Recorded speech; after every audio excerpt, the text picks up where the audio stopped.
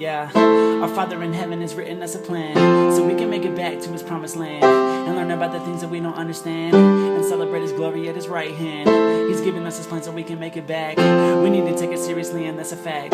His gospel been restored by a young lad. The prophet Joseph Smith has made an impact, so listen to his words and listen to the story. Yeah, we talk about our Father and we represent his glory, and we talk about the teachers we learned in the Book of Mormon, and we wanna know what happened on that lovely spring morning. Joseph Smith was called, he was just a boy, but even Satan knew his power and he wanted to destroy word of God from being spread about. But nothing can stop him, nothing shut his mouth. He was destined for this place to share God's gospel, and like Jesus' days, yeah, he called 12 apostles and set up his church, just like his father said. But he took no credit, cause Jesus is at the head. And reading from these books, we learn about this doctrine. Yes, it teaches us the plan and the path we need to walk in, and we mark it up like crazy, and we study out our purpose, and we learn about our calling, and the reason on this earth is to make it back, to live again.